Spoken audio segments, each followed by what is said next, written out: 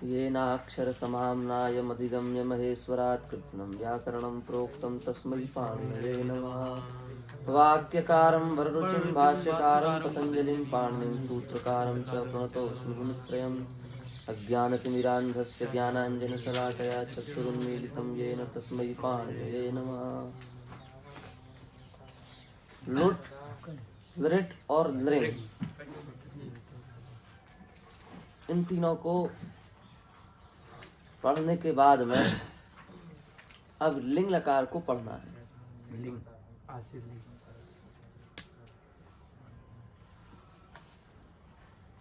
लिंग 10 लकार हैं, 10 में से अपनी 6 बची हैं, उनको अपन कर रहे हैं। तो लुट, लृट और लृंग, ये 3 तो हो गई। अब लिंग लकार को पढ़ना है। तो हम पहले भी बता चुके हैं कि लिंग लकार जो है वो 2 प्रकार की है, एक विधिलिंग, दूसरी आशीर लिंग, और हम बहुत कर चुके हैं पहले। एक होता है विधिलिंग,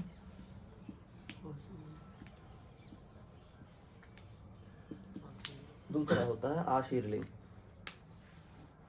ठीक है। विधिलिंग जो है विधि, निमंत्रण, आमंत्रण, अधीष्ट, संप्रश्न और प्रार्थना, इन 6 अर्थों में इस लकार का प्रयोग होता है। विधि माने विधान, प्रेरणा देना। आपको, आप ये काम करो, हमने प्रेरणा दी कि आप ये काम करो। निमंत्रण, आमंत्रण, इसका भी बताया था हमने, आना ही होगा और स्वेच्छा। एक होता है ना निमंत्रण और एक आमंत्रण। तो एक में होता है कि आपको आना ही पड़ेगा, आवश्यक है, और दूसरे में होता है कि आप आ जाओ तो भी ठीक है, ना आओ तो भी चल जाएगा। और संप्रश्न माने होता है सत्कार पूर्वक किसी व्यापार में लगाना। जैसे अपन गए अपने विद्यार्थी को लेकर के किसी गुरुजी के पास में कि आप इसको पढ़ा दीजिए, अच्छा रहेगा, आप पढ़ा दें तो बड़ी कृपा होगी। तो सत्कार पूर्वक किसी कार्य में लगा रहे हैं ना, तो नहीं इधर चलो इसको पढ़ाओ, बैठ के यहाँ बैठो, चलो पढ़ाओ, तो ये नहीं। सत्कार पूर्वक किसी व्यापार में लगाना, ये अधीष्ट। संप्रश्न, संप्रश्न और प्रार्थना, ये 6 अर्थ हैं। संप्रश्न माने होता है कि हम व्याकरण पढ़ें कि वेद पढ़ें, इस प्रकार से संदेहास्पद स्थिति, संप्रश्न और प्रार्थना, इन 6 अर्थों में किसका प्रयोग होता है? विधिलिंग लकार का प्रयोग होता है। और दूसरा क्या होता है? आशीर लिंग। तो आशीर्वाद अर्थ में भी लिंग लकार का प्रयोग होता है। सूत्र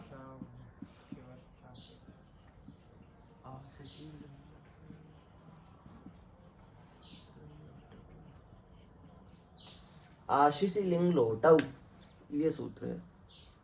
आशीर्वाद अर्थ में लिंग लकार का भी प्रयोग होता है और लोट लकार का भी प्रयोग होता है। 2 लकारों का प्रयोग होता है। किस अर्थ में? आशीर्वाद अर्थ में। ठीक है। अब आप कहेंगे आशीर्वाद माने क्या होता है?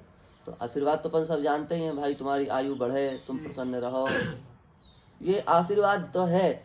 पर वास्तव में आशीर्वाद शब्द का अर्थ है अप्राप्त को प्राप्त करने की इच्छा। अप्राप्त को प्राप्त करने की इच्छा का नाम ही है आशी। आशीष है ना, आशीष लिंग लोटव, आशीर्वाद। तो आशी माने क्या होता है? अप्राप्त को प्राप्त करने की इच्छा। जैसे हमने कहा शत्रु मृषिष्ट, शत्रु मर जाए, तो शत्रु मरा नहीं है, अप्राप्त है शत्रु की मृत्यु। उस अप्राप्त वस्तु को प्राप्त करने के लिए कहा जा रहा है तुम्हारा शत्रु मरे, इसी का नाम है आशी ही। समझ गए? चिरायुष्यम भूयात, आपकी लंबी आयु हो जाए। तो लंबी आयु अप्राप्त है, मुश्किल है मिले, पर उस अप्राप्त की प्राप्ति की कामना की जा रही है, आपकी लंबी आयु हो। यही क्या है? आशी शब्द का अर्थ है। समझ गए? आशी माने क्या होता है? अप्राप्त वस्तु को प्राप्त करने की इच्छा। उस अर्थ में लिंग लकार, आशीर लिंग लकार का प्रयोग होता है। समझ गए कि नहीं समझ गए? देखो धातु 2 प्रकार की हैं, परस्मैपदी, आत्मनेपदी। तो कोई भी लकार हम बनाएंगे तो उसमें दो प्रकार की हमको बनानी पड़ेंगी, परस्मैपदी और आत्मनेपदी। जैसे हम बिजली बनाते हैं तो इत, इताम, इयुहु, इहि, इतम, इत, इयम, इव, इम, ये क्या है? ये परस्मैपद के प्रत्यय हैं। और ईत, इयाताम, ईरन, ईथा, इयाताम, ईध्वम, ईय, ईवहि, ईमहि, ये आत्मनेपद के प्रत्यय हैं, है क्या नहीं? उसी प्रकार से जब हम आशीर्लिंग बनाएंगे तो ये आशीर्लिंग के भी दो प्रकार के प्रत्यय बनेंगे। इस प्रकार से विधिलिंग के दो प्रकार के बने ना, परस्मैपद के और आत्मनेपद के। ऐसे ही आशीर्लिंग के भी दो प्रकार के बनेंगे प्रत्यय, एक परस्मैपद के, दूसरे आत्मनेपद के।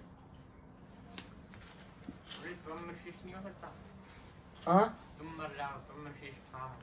हाँ, ये तो हो सकता है।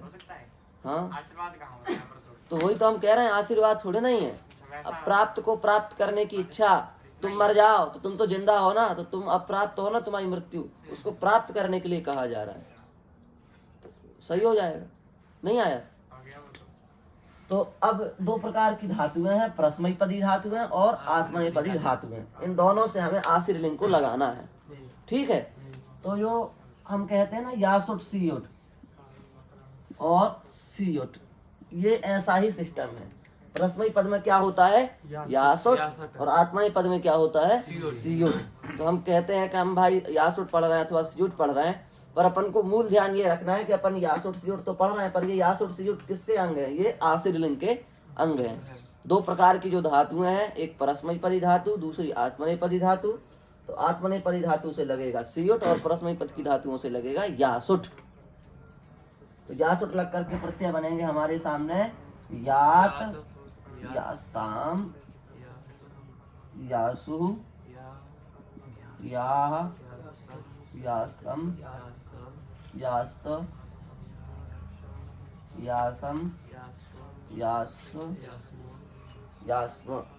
ये तो बन गए यासुट के प्रत्यय। दूसरे हैं सीयुट के प्रत्यय। शिष्ट, सियास्ताम, सीरन, शिष्ठाः, सियास्थाम, सीय, और सीमहि।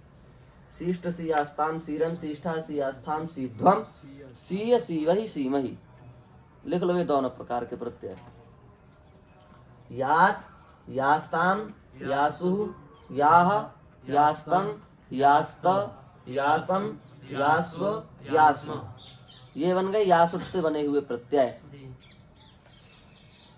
और शिष्ट, सियास्ताम, सीरन, शिष्ठाः, सियास्थाम, सीध्वम, सीय, सीवहि, सीमहि। ठीक है, लिख लिए प्रत्यय। आत्मनेपदी के चल रहे हैं।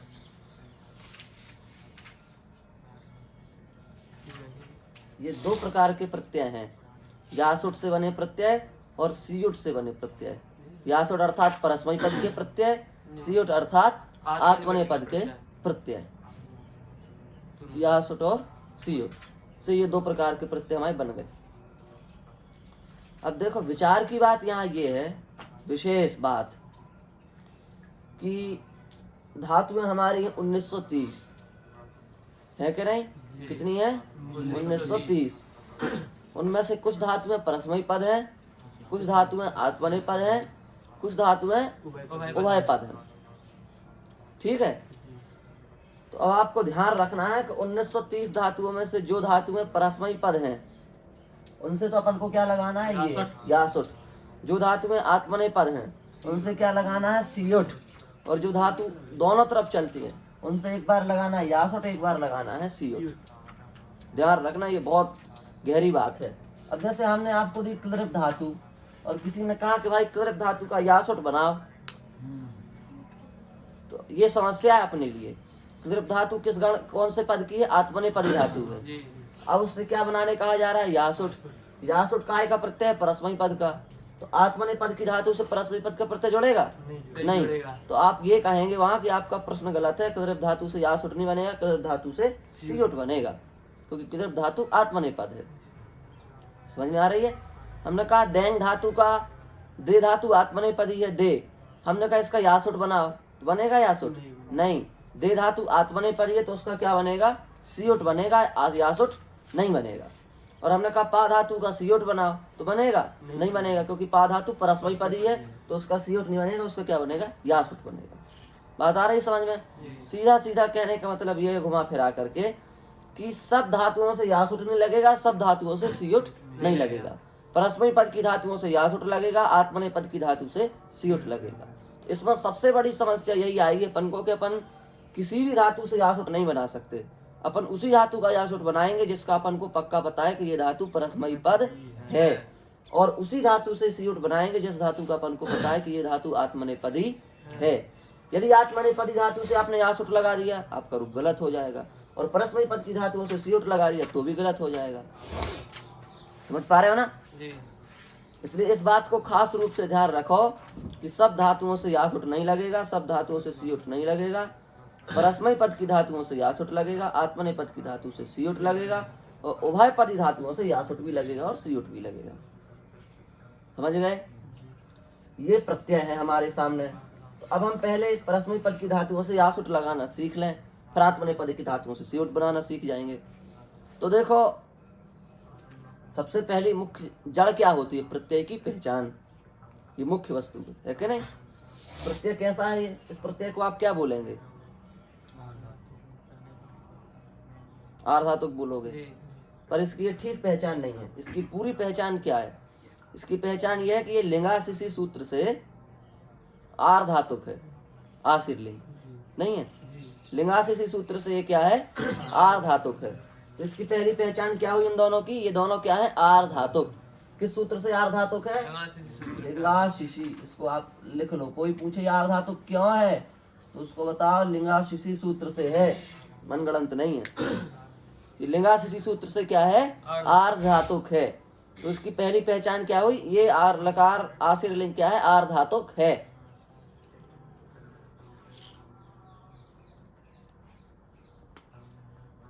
एक दूसरा सूत्र है लिंगाशिशी का,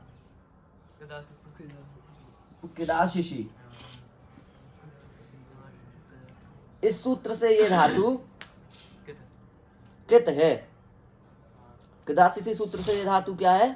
कित है। और लिंगाशिशी सूत्र से क्या है? आर्धातुक है। और किदाशिशी सूत्र से क्या है? ये प्रत्यय कित है। ठीक है? तो इसकी दूसरी पहचान क्या हुई? कित। और पहली पहचान क्या हुई? आर्धातुक। ध्यान में आ रहा है ना? आर्धातुक किसने बताया? लिंगाशिशी ने। कित किसने बताया? किदाशिशी ने। तो इसकी पहली पहचान क्या हुई? आर्धातुक। इधर के प्रत्यय मिटा देते हैं।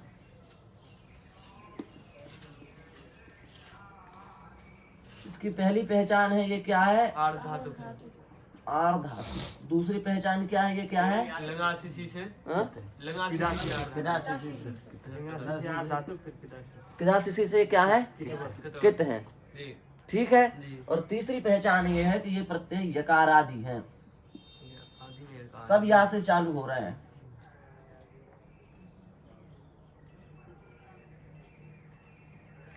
सब यहाँ से चालू हो रहा है, ये तीसरी विशेषता है। तो आर्धातुक है ये किस सूत्र से? लिंगाशिशी सूत्र से। ये सारे कित है किस सूत्र से? किदाशिशी सूत्र से।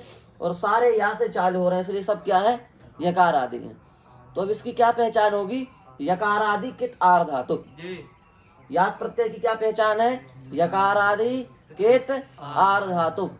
यास्ताम प्रत्यय की क्या पहचान है? यकार आदि कित आर्धातुक। यासु प्रत्यय की क्या पहचान है?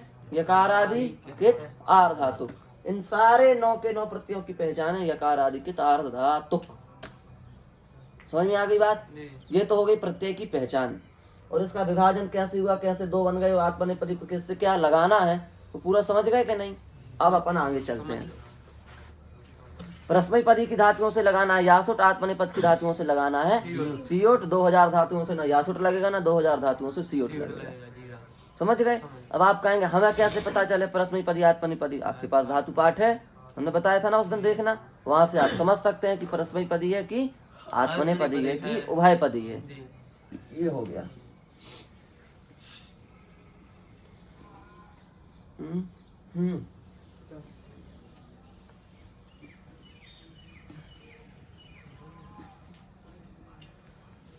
ठीक है, ये अपना हो गया, इतना समझ गए। अब अपन को जोड़ना सीखना है, अब प्रक्रिया सीखनी है। मुख्य चीज अपनी प्रक्रिया है। यासुट से अपन प्रत्यय कैसे, कोई भी धातु कैसे लगा सकते हैं, यासुट प्रत्यय से किसी भी धातु को कैसे लगाया जाए, ये मुख्य बात है, बिंदु की बात। तो देखो सीधी सीधी बात ये है, मुख्य बात ये है कि यासुट प्रत्यय जो है वो या से प्रारंभ हो रहा है, अभी बताई ना उसकी पहचान। हाँ, अब या से प्रारंभ होने के कारण संधि का कोई कार्य नहीं है यहाँ। सबसे बड़ी समस्या तो मुक्त हुई अपनी, सबसे बड़ी समस्या संधि है, उससे मुक्ति मिल गई। क्योंकि जब प्रत्यय या से चालू होगा तो हमने बताया था कि, समझ रहे हो ना, ता था धा सा प्रत्यय परे हो तो संधि होती है, इनके अलावा यदि कोई दूसरा प्रत्यय है तो लगभग संधि नहीं होती, ये बताया था। तो ये प्रत्यय कैसे प्रारंभ हो रहा है, या से, इसलिए संधि का कोई काम यहाँ नहीं है, संधि से मुक्ति मिल गई। अब इडागम का विचार करो तो इडागम का विचार करने से ये समझ में आता है कि 30 प्रत्ययों में यासुट प्रत्यय नहीं आता। जो 30 प्रत्यय लिखाए हैं जिनके परे रहने पर इडागम होता है, उनमें यासुट प्रत्यय नहीं आता, इसलिए इसको इडागम भी नहीं होगा। तो जो सबसे बड़े दो पहाड़ हैं इडागम और संधि, उन दोनों से अपनी मुक्ति हो गई। एक समस्या तो अपनी सबसे बड़ी निपट गई, हो गया ना। इसलिए अब अपन को ना यहाँ इडागम का विचार करना है न संधि का विचार करना है, इन दोनों से अपन को मुक्ति मिल गई। अब सामान्य प्रक्रिया का विचार करके अपन इसको बना सकते हैं। तो आप कहेंगे कि कुछ विशेष सूत्र, जैसे सामान्य तो बन जाएंगे। हमने लिखा भू और इस सामने लगा दिया या, तो अब यहाँ इडागम तो होना नहीं है, संधि भी होना नहीं है, तो इसको जोड़ दो, भूयात। और आप सारे रूप चला सकते हैं, भूयात, भूयास्ताम, भूयासु, भूयाः, भूयास्तम, भूयास्त, भूयासम, भूयास्व, भूयास्म। समझ गए, समझ गए। तो यहाँ पर अब ये समस्या नहीं है अपने लिए, जोड़ना तो अपन को आ जाएगा, पर कुछ विशेष धातुएं हैं जो बनानी है अपन को, वो अपन सीख लेते हैं बस, बाकी सारी जोड़ना है। देखो एक बात आपको दिमाग में आई हो या नहीं, प्रत्यय कित है, दिखाया ना अभी किस सूत्र से, किदाशिशी सूत्र से। कित होने के कारण अब कितगित परे रहने पर जो कार्य होते हैं वो कार्य इस प्रत्यय को होंगे, ये एक विशेषता है। देखो लुट प्रत्यय कित नहीं था, लृट भी नहीं था, लृंग भी नहीं था, इसलिए वहाँ कितगित का कोई भी कार्य नहीं हुआ। पर ये ऐसा प्रत्यय है कि ये संधि तो यहाँ नहीं होगी, इडागम तो नहीं होगा, पर यहाँ कितगित का अंग कार्य होगा। तो कितगित के अंग कार्य में क्या होता है, आपने तो पढ़ा नहीं, पर इन लोगों को आता है। कितगित के अंग कार्य में पहले नंबर गुण वृद्धि कुछ भी नहीं होगा। दूसरे नंबर जिन धातुओं को संप्रसारण प्राप्त है, कितनी धातुएं हैं, कुल 20, उन धातुओं को संप्रसारण होगा। और जो 47 धातुएं हैं जिनके ना का लोप होता है, उन 47 धातुओं के ना का भी लोप होगा। ये 3 कार्य यहाँ पर होंगे, अतिरिक्त एक्स्ट्रा 3 कार्य यहाँ पर होंगे, इनको आप लिख लो।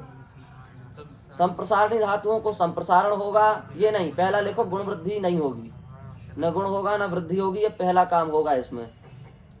देखो अभी लुट में भी गुण हो रहा था, लृट में भी हो रहा था, लृंग में भी हो रहा था, पर इसमें गुण वृद्धि कुछ भी नहीं होगा, ये इसका पहला मुख्य कारण। दूसरा इसकी मुख्य बात है कि इसमें संप्रसारणी धातुओं को संप्रसारण होगा। ये कितने धातु है? 20 है कुल, उनको संप्रसारण होता है, उनको यहाँ पर संप्रसारण होगा। और तीसरे नंबर पर जो 47 धातु हैं जिनके ना का लोप होता है, अंच, वंच, चंच, तंच, त्वंच, कृंच वगैरह, अनिदित धातुओं के ना का लोप होगा। अनिदित धातु जो है 47, उनके ना का लोप होगा। ये 3 कार्य यहाँ पर अतिरिक्त रूप से होंगे। जिनको हम अच्छे से पढ़ा चुके हैं, ये तीनों कार्य हो चुके हैं। संप्रसारण समझ सकते हो आप? संप्रसारण माने होता है उल्टा कर देना। ई उ रिल्द्री को यावा राला होते हैं, यावा राला को ई उ रिल्द्री कर देना, इसी का नाम है संप्रसारण, है ना। तो जैसे हमने कहा वच और यात, तो वच जो है संप्रसारणी धातु है। 20 धातु हैं जो संप्रसारणी है, उनमें से एक वच भी है। तो इसको हमें क्या करना है? संप्रसारण। ठीक है। अब इसमें संप्रसारण किसको हो सकता है? तो संप्रसारण 4 अक्षरों को हो सकता है, या को, वा को, रा को, ला को। तो यहाँ पर इन चारों में से कौन है? वा। तो इस वा को संप्रसारण हो सकता है। अब इसको क्या संप्रसारण हो? तो या को ई, वा को उ, रा को री, ऐसे संप्रसारण होता है। तो यहाँ पर क्या है? वा, तो इसलिए इसको संप्रसारण क्या हो जाएगा? उ। तो क्या बन जाएगा? उच्च।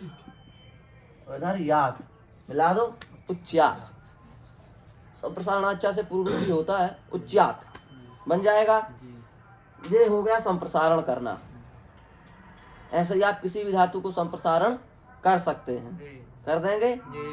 अब मान लो हमने लिखा ऐसी धातु ली, जैसे हमने लिया ये और याद। अब यहाँ पर इसको भी संप्रसारण हो सकता है, इसको भी संप्रसारण हो सकता है। यहाँ 2 संप्रसारण प्राप्त है, या भी है, वा भी है। तो वा को करें संप्रसारण की या को करें, दुविधा है। तो सूत्र पढ़ा होगा, न संप्रसारणे संप्रसारणम। संप्रसारण परे रहने पर पहले वाले को कभी संप्रसारण नहीं होता है, बाद वाले को ही संप्रसारण होता है। तो इस वा को संप्रसारण नहीं होगा, बाद में क्या है? या, इस या को संप्रसारण होगा। तो या को संप्रसारण क्या होगा? ई। तो क्या बन जाएगा? वी और याद। इसको हो जाएगा दीर्घ। किस सूत्र से दीर्घ होगा? किस सूत्र से दीर्घ होगा? वो वहां आ रहा है, हाँ, बन जाएगा वी याद। ठीक है, ये बात है।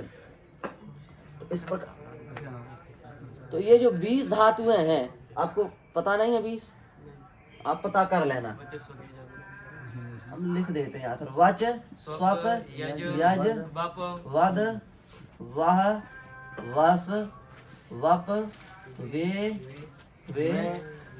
वे और शी। 11 तो ये हो गई। और ग्रह, ज्या, वय, व्यध, वश, व्यच, पृच्छ और भ्रज। ज्या, वय, व्यधि, वष्टि, वृश्च, वृश्च भी है।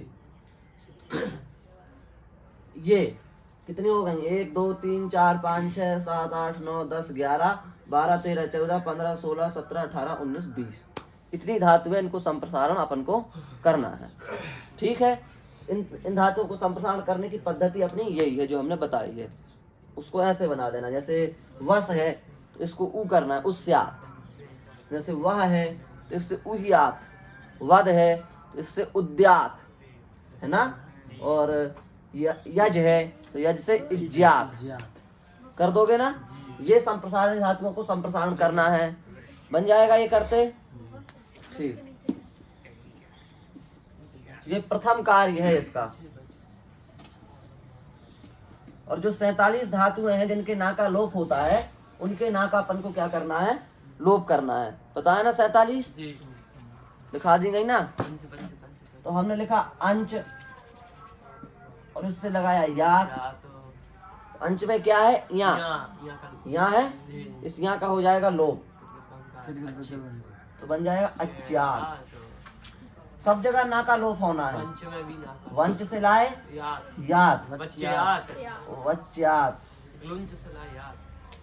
चंच से लाए याद, चच्यात। समझ गए? जितनी भी 47 धातुएं हैं उनके ना का क्या करना है? लोप करना है। तो रूप चला लो। उच्चात, अच्यात, अच्यास्ताम, अच्यासु, अच्याह, अच्यास्तम, अच्यास्त, अच्यासम, अच्यास्व, अच्यास्म। वच्यात, वच्यास्ताम, वच्यासु, वच्याह, वच्यास्तम, वच्यास्त वच्यासम वच्यास्व वच्यास्म। चला लोगे। संप्रसारण धातुओं को संप्रसारण करना है, ना लोप होने वाली धातुओं के ना का लोप करना है। ये कार्य है सामान्य कार्य जो अपन पढ़ चुके हैं। ये तो पढ़ी पढ़ाई चीज हो रही है ना, इसमें कोई नया आया नहीं हुआ। नया क्या होना उसको देख लो। अब जो केवल इसमें होगा, जो अभी तक अपन ने कभी पढ़ा भी नहीं, ऐसा नया कार्य क्या होगा उसको देख लो। तो देखो, सबसे पहले अपन धातु कौन सी बनाते हैं? अजंत धातुएं बनाते हैं सबसे पहले। कि व्यंजन से चालू करते बनाना, स्वर से चालू करते हैं। स्वर में भी सबसे पहले क्या बनाते हैं? छोटा बड़ा इस तरीके से चलते हैं। तो जब इसका अपन बड़ा बनाएंगे इस धातु का, तो बड़े आके यासुट प्रत्यय में प्रक्रिया की दृष्टि से 3 भेद आप कर दो। कितने भेद करो? 3 भेद कर। 3 भेद करो। आप कहेंगे कैसे 3 भेद? किस भेद में क्या रखें? समझ में नहीं आ रहा है? आ रहा है। दें दाण दो दुधाएं दुधाएं और भेंट। इन 6 धातुओं को एक वर्ग में रखो। तो शायद होगी नहीं, वो आपने बताया। माने भू संज्ञा खेन को लिखने में परेशानी नहीं है अभी। एक तो ये है 6 धातुएं, इनमें रख दो। दूसरी नंबर पे पर रखेंगे संयोग आदि आकार।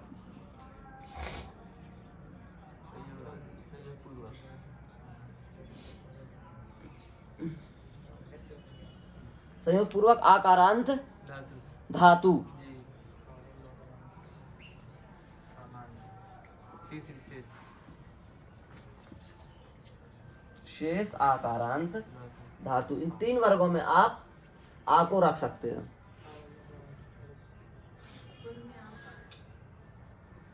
समझ गए? तो अब जैसे अपन को दाण बनाना है, तो ना की संज्ञा हो गई। पहले इसका काम सुन, इनको क्या होता है, क्या क्या होता है, किस किस वर्ग को।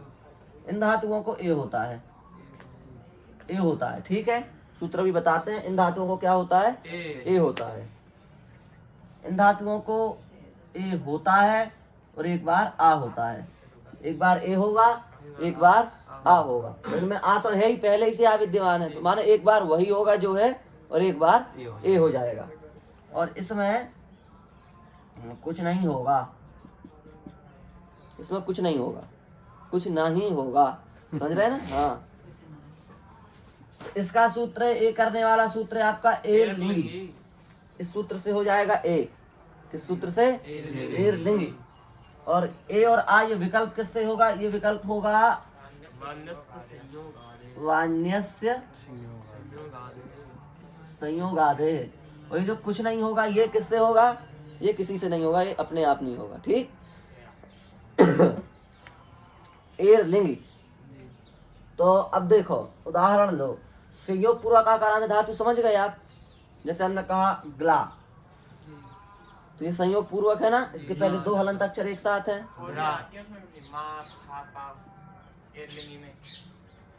अभी घू संज्ञक पढ़ा दें, एक साथ लिखवा दो, सही रहेगा। मास था का जी दिखा देते हैं। सही बात है। मास था का ये 4 और ले लो। ठीक। मास था गापा। कितनी हो गई? 10 हो गई। फिर तो 10 हो गई। ठीक। हाँ सा 4 8 मास था गापा हासा। हासा भी लिख दो, काय कुछ छोड़ो। सही बात है, हासा। हासा का छोटे। ठीक है। इतनी धातु ये पहले वर्ग में आ गई, ये दूसरे में, ये तीसरे में। ठीक है। अब देखो बना लो इनको।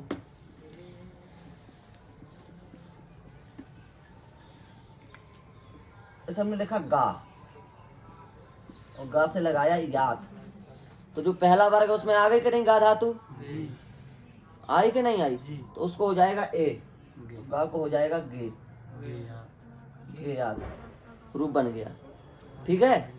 जैसे हमने लिखी पा धातु, पा से लगाया हमने याद, तो ए कर दो इसको, तो क्या बनेगा? पे याद। मतलब सा से लगाया हमने याद, तो क्या बनेगा? से याद।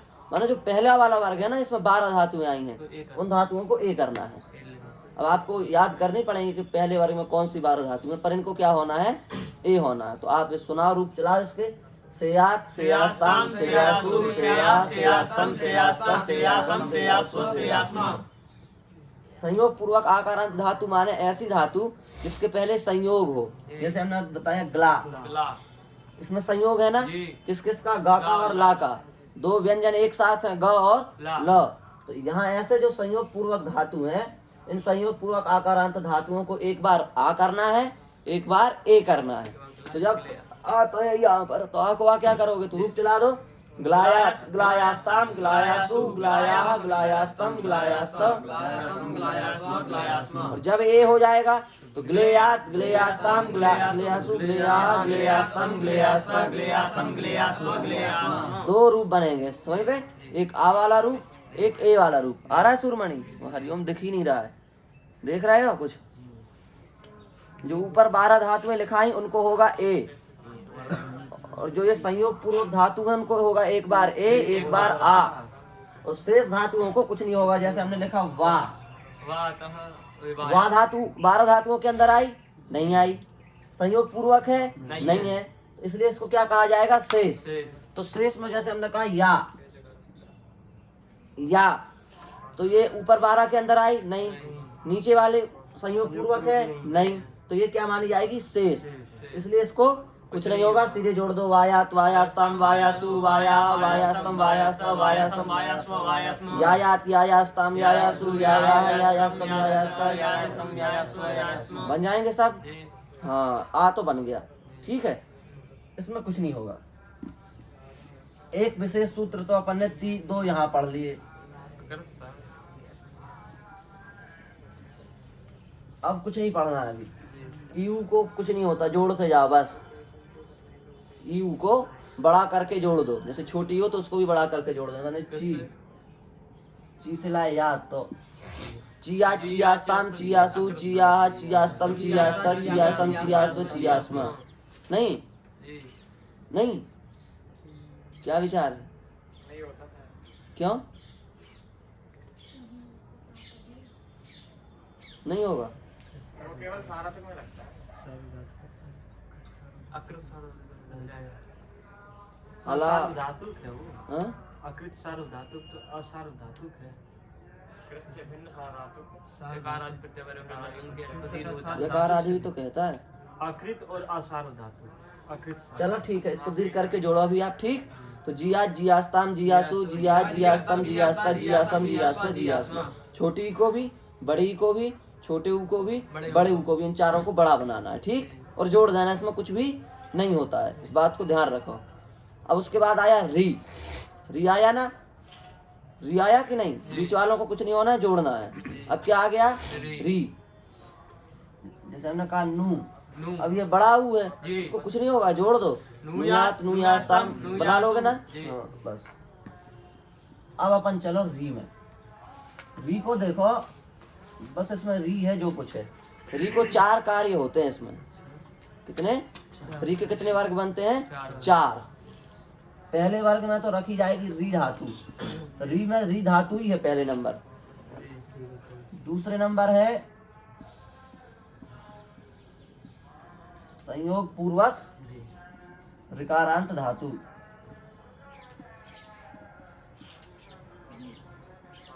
तीसरे में है जागरी, नहीं, जागरी होगी। और चौथे में है शेष।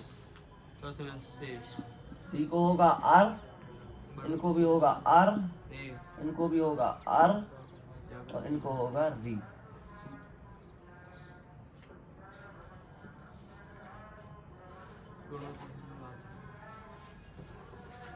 अब सूत्र कहो तो सूत्र लिखा देते हैं।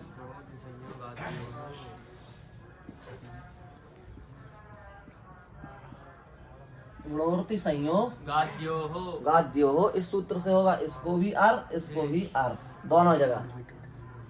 और यहाँ पर लगेगा जाग्रो विचिर्णल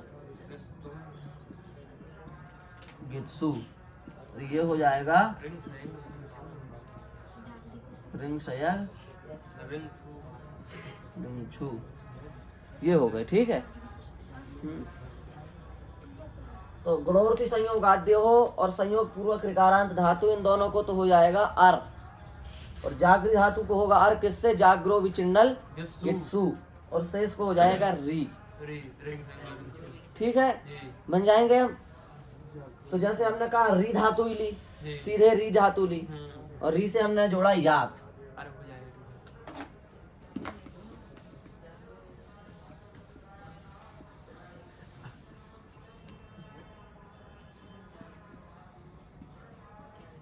री धातु से क्या जोड़ा, याद, तो री को क्या हो जाएगा गुण करके अर,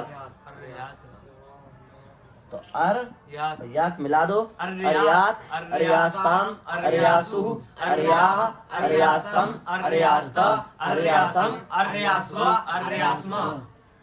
और संयोग आदि में भी हमने क्या कहा था, अर होता है, तो हमने जैसे ध्रुवी, तो अब इसमें संयोग पूर्वक है ना, धा वा का संयोग है, तो इसमें भी हो जाएगा अर, ध्वर्यात ध्वर्यास्ताम ध्वर्यासु ध्वर्याह ध्वर्यास्तम ध्वर्यास्त ध्वर्यासम ध्वर्यास्व ध्वर्यास्म। संयोग पूर्वक को भी होगा अर, और जागृ धातु को भी क्या होगा अर, तो जागर्यात जागर्यास्ताम जागर्यासु जागर्याह जागर्यास्तम जागर्यास्त जागर्यासम जागर्यास्व जागर्यास्म, ठीक है। ये तीन बन गई। अब इनसे जो अलग है, जैसे क्री, ये री है नहीं, देखो जरा दो पे ध्यान, पहले ध्यान दो, ये री है, ये वाली री है, ये नहीं है, संयोग पूर्वक है नहीं, जागृ का री है नहीं, तीनों से हट गया तो किसमें पहुंच गया, शेष में। इसको क्या कर दो, ये वाला री, कहने का मतलब यदि ऐसे क्री लिख रहे हैं तो इसको ऐसे लिख दो, कहने का मतलब ये है। ये वाली री करने का मतलब ये है कि इसको ये करने का मतलब ये है कि इसको ये कर दो, तो क्या बनेगा इसका रूप, क्रियात क्रियास्ताम क्रियासु क्रियाह क्रियास्तम क्रियास्त क्रियासम क्रियास्व क्रियास्म। अब बताना जिससे पूछे, री धातु है, हरिओम, इसको इन चारों में से किस वर्ग में जाएगी, शेष में जाएगी। अरे वाह, शेष में जाएगी, क्यों, क्योंकि री नहीं है, संयोग पूर्वक नहीं है, जागृ नहीं है, इसलिए शेष में जाएगी। शेष में जाएगी तो क्या होगा, इसको री, ये वाला री हो जाएगा, तो क्या बनेगा रूप, रियात रियास्ताम रियासु रियाह रियास्तम रियास्त रियासम रियास्व रियास्म। अब बताना जिससे पूछे, स्मृति धातु कृष्णदास, ये किस वर्ग में जाएगी, स्मृति, दो चारों में से, हाँ, ये दूसरे वर्ग में जाएगी, संयोग पूर्वक वाले वर्ग में जाएगी। क्यों, क्योंकि इसके पहले दो व्यंजन है ना, सा और मा, तो इसमें क्या होगा, अर, स्मर्यात स्मर्यास्ताम स्मर्यासु स्मर्याह स्मर्यास्तम स्मर्यास्त स्मर्यासम स्मर्यास्व स्मर्यास्म। ये बन गए अपने रूप यासुट के। यही होता है बस यासुट में। शेष को री किससे हो रहा है, बताना यार, रिंग शेक रिंगछू, बस ये अपना हो गया। इतने विशेष सूत्र हुए अपने यासुट में। एक और लगता है पर वो धात्वादेश से संबंधित है, बता सकते हो क्या, शिवराम, कौन सा सूत्र एक बचा है जो धात्वादेश से संबंधित है, ब्रुवोवची,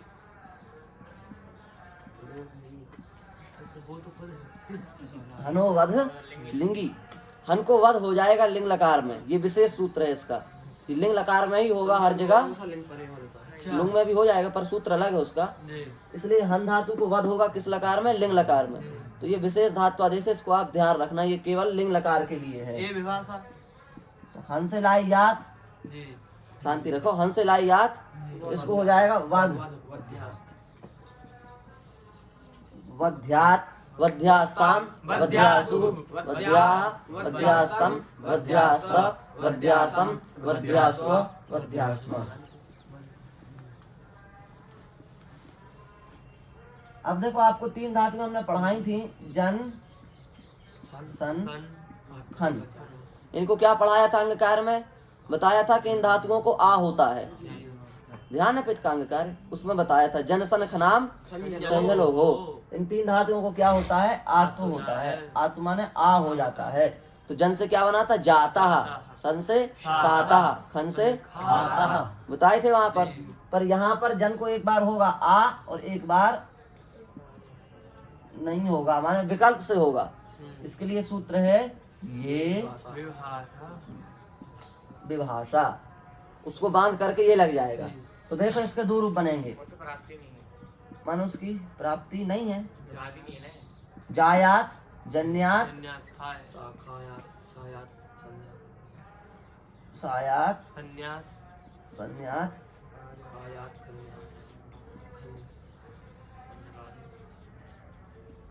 ठीक है, दो रूप अपने बन जाएंगे। तो जायात जायास्ताम जायासु जायाह जायास्तम जायास्त जायासम जायास्व जायास्म जन्यात जन्यास्ताम जन्यासु जन्याह जन्यास्तम जन्यास्ता जन्यासम जन्यास्व जन्यास्म खायात खन्यात खायास्ताम खायासु खायाह खायास्तम खन्यास्तम खन्यासु खन्या खन्यास्तम खन्यास्त खन्यासम खन्यास्व खन्यास्म